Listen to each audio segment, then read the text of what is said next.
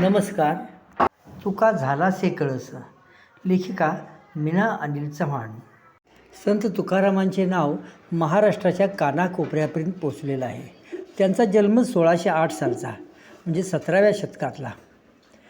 गाव देहू, पुण्यापासून जवळ. वडील बोल्लोबा, आई कनकाई, कुळ मोरे, आडनाव आंबिले.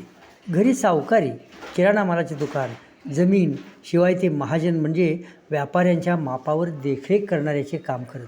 त्यामुळे घरची परिस्थिती सधन. त्यांना 2 भाऊ आणि 2 बहिणी होत्या. त्यांची परंपरा सात्विक आणि वारकरी. दरवर्षी नेमाने पंढरीची वारी करणारे ते वारकरी.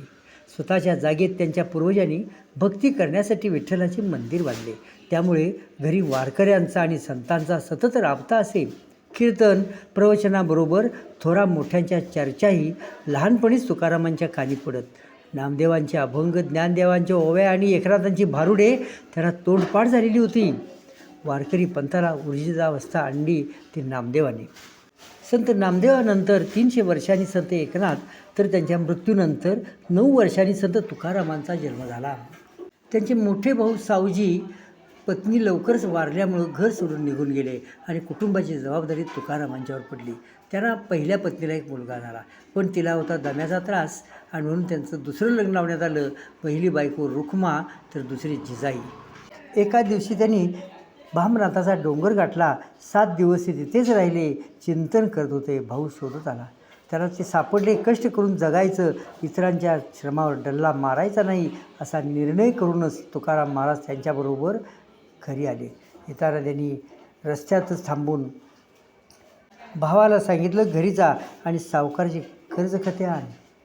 कर्जखते त्यांनी पाण्यात बुडवली आणि म्हणून त्यांना बोले तैसा चाले त्याची वंदावी पाऊले ह्या उक्तीच प्रमाणे ते वागणारे ठरले. संत तुकाराम अभंग करू लागले. भक्तांची गर्दी वाढू लागली. तेव्हा गावातच त्यांना विरोधक तयार झाले. मंबाजी, सालोमालो आणि शेजारच्या गावचे रामेश्वर भट्ट यांनी त्यांना त्रास द्यायला सुरुवात केली. ते त्यांचं कीर्तन ऐकायला येत, मध्येच काही रसभंग करत, वाटेल तसे आरोप करत, तंड वाद घालत. तरीही भाविक मात्र तुकारामांच्या मागेच राहत. शेवटी त्यांनी तुकारामांच्यावर शारीरिक हल्ले केले. त्यालाही तुकारामांनी बी घातली नाही. तेव्हा न्यायालयात खटला केला आणि तुकारामांना अभंग बुडवण्याची शिक्षा झाली. संपत्ती जप्त करून बहिष्कार घालण्याचा प्रयत्न झाला. संत तुकाराम उपोषणाला बसले तेव्हा 13व्या दिवशी वह्या पाण्यावर तरंगू लागल्या असे म्हणतात. प्रत्यक्षात भाविकांनी अभंग लिहून काढले असावेत, म्हणजे अभंग लोकगंगेने तारले. पुढेही तुकाराम अभंग करत राहिले, कीर्तन करत राहिले. विरोधकांनी विरोध केला. 1650 साली धुलीवंदनाच्या दिवशी संत तुकाराम नाहीसे झाले. रामेश्वर भट्टांनी सांगितलं की तुकाराम वैकुंठाला गेले. त्याला न्यायला विमान आले होते. 2 दिवसांनी तुकारामांनी गोधडी आणि टाळ परत पाठवले. हे झाले संत तुकारामांचे चरित्र. पण यातून काही प्रश्न अनुत्तरित राहत आहेत. चरित्र का लिहायचे? तुकारामांचे नेमके म्हणणं काय? त्यांचे विरोधक कोण? त्यांनी विरोध का केला? या पूर्वीच्या वारकरी संतांचा याचा छळ झाला आहे का? त्यांचे विरोधक कोण होते? संत तुकारामांच्या कुटुंबियांचे पुढे काय झाले? तुकारामांच्या विचारांचे आज कोणी आहेत काय? त्यांच्या विरोधकांच्या विचारांचे कोणी आज आहेत काय? आपण कुणाची बाजू घ्या? मोठ्या माणसाचे मोठेपण सर्वांना समजण्यासाठी, त्याचा गौरव करण्यासाठी चरित्र लिहिले जात असावे असे मला वाटत होते. पण संत तुकारामांची चरित्रे वाचल्यावर ह्यापेक्षाही वेगळे उद्देश असल्याचे दिसले. एखाद्याला हीन लेखण्यासाठी, त्याला गौणत्व वाढण्यासाठी, सत्य झाकण्यासाठी, एवढेच काय फुकटची शाबासकी आणि पुरस्कार मिळवण्यासाठी चरित्र लिहिले जाते दिसून आले. क्रांतिकारक विचारांच्या लोकप्रिय तुकारामांना नेभळट, व्यवहारशून्य, संकटाने गांजलेला, कजाग बायकोचा नवरा असं वर्णन केलं आहे. एका हुशार लेखकाने तर बालपणी तुकाराम वाईट मार्गाला लागला होता अशा वर्णनाची कादंबरी लिहून तथाकथित प्रतिष्ठितांची वाहवा मिळवली. एवढेच नव्हे तर साहित्य संमेलनाचे अध्यक्षपद मिळवले. संतांची चरित्रे वाचताना डोळसपणे वाचली पाहिजेत एवढे खरे. वारकरी चळवळीची पार्श्वभूमी. 13व्या शतकात वारकरी संप्रदाय लोकप्रियतेकडे वाटचाल करत असल्याचे दिसते. त्यापूर्वी 8व्या शतकापर्यंत बौद्धांचा राज झाला होता. धर्माचे ज्ञान संस्कृतमध्ये होते. ते घेण्याचा आणि देण्याचा अधिकार केवळ ब्राह्मणापुरता मर्यादित होता. 4 वर्णात विभागलेला समाज द्विवर्णीय बनला होता. ब्राह्मण आणि शूद्र. धन मान ज्ञान घेण्याचा अधिकार शूद्रांनी गमावला होता. त्यांनी फक्त राबायचे आणि व्रतवैकल्ये करायची. त्यांच्या श्रमावर संपत्ती निर्माण होत होती, पण त्यावरचा अधिकार राजा आणि पुरोहितांचा. या विरोधात देशात अनेक संत आणि पंथ उदयाला आले. शैव, वैष्णव, नाथ, दत्त, महानुभाव, लिंगायत आणि पूर्वीपासून असलेले जैन त्यांनी लोकभाषेचा पुरस्कार केला. महाराष्ट्रात मराठीचा उदय आणि विकास सुरू झाला. 12व्या शतकात महाराष्ट्रात यादव घराण्याचे राज्य होते. 13व्या शतकात हेमाद्री पंडित या यादवांच्या मुख्य प्रधानाने जनतेला व्रतवैकल्यात बांधून ठेवण्यासाठी चतुर्वर्ग चिंतामणी हा ग्रंथ लिहिला. त्यात 365 दिवसात करावयाची 2000 व्रते सांगून ठेवली. ब्राह्मण भोजन, दानधर्म, देवतांची उपासना, तीर्थयात्रा या बाबी यात महत्त्वाच्या होत्या. व्रते जनतेला बंधनकारक केली, वर्णव्यवस्था बळकट केली. या विरोधात आवाज उठवणाऱ्या महानुभावांना चेपण्यात आले. लिंगायतावर हल्ले झाले. अशा काळात नामदेवाभोवती 13व्या शतकात अनेक जातीचे संत गोळा झाले.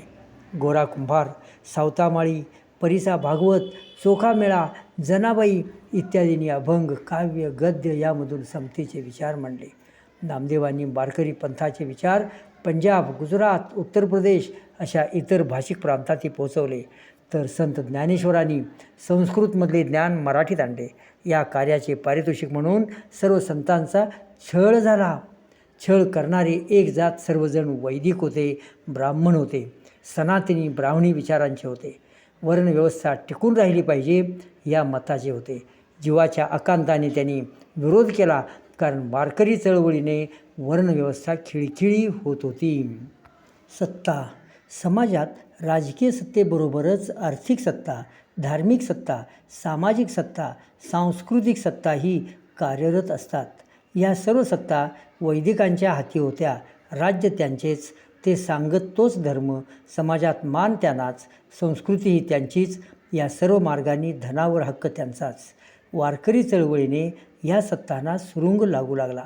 परिणामी 17व्या शतकात छत्रपती शिवरायांच्या रूपाने राजकीय सत्ता बहुजनांच्या हाती आली.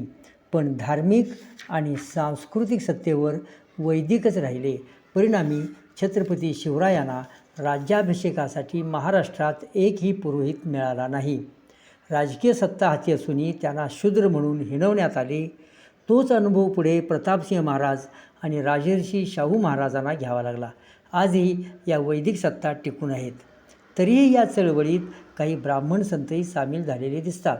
म्हणजे ही चळवळ केवळ ब्राह्मणेतरांची नव्हती. याची संगती लावायची तर आर्थिक सत्तेचा विचार केला पाहिजे. आर्थिक सत्ता. संपत्ती श्रमातून निर्माण होते. हे श्रम करण्याचे काम त्या काळी शेतकऱ्याकडे होते. त्यांना मदत करत होते बलुतेदार आणि आलुतेदार. बलुत्यांना शेतावरच खळेदान मिळत असे. त्यांचे अधिकार वंश परंपरेने चालत. जातीवरून व्यवसाय आणि व्यवसायावरून जात समजत असे. शेतात पिकलेल्या उत्पन्नापैकी 4था हिस्सा खळ्यावरच सरकारी सारा म्हणून घेतला जाई. व्यापारधंद्यावरही राजाची 4थाई प्रत्येक मालावर असे. खाणी, नदीवरील तराफे, गुरेढोरे यावरसुद्धा कर होते. जमीन सगळी राजाची. त्याची अनियंत्रित सत्ता.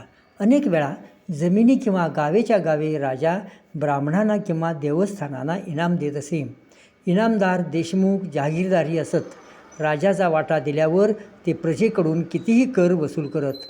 त्यावर सर्वात पहिल्यांदा निर्बंध आणले ते छत्रपती शिवरायांनी. उत्पन्नाचे प्रमुख साधन शेती. ती पिकवणारा शेतकरी रात्रंदिवस काबाड कष्ट करी, तरीही प्रपंच चालत नसे. या उत्पन्नात जमीनदार, देशमुख, राजा यांच्यासह देवधर्माचाही वाटा असे. वेठबिगार म्हणूनही कष्टकऱ्यांना काम करावे लागे. त्याशिवाय नैसर्गिक आपत्तीही येत. दुष्काळ, महापूर, रोगराई, थंडीनेही कित्येक मरत. भाग 2 इथे थांबूया. पुढे 3ऱ्या भागात वाचू.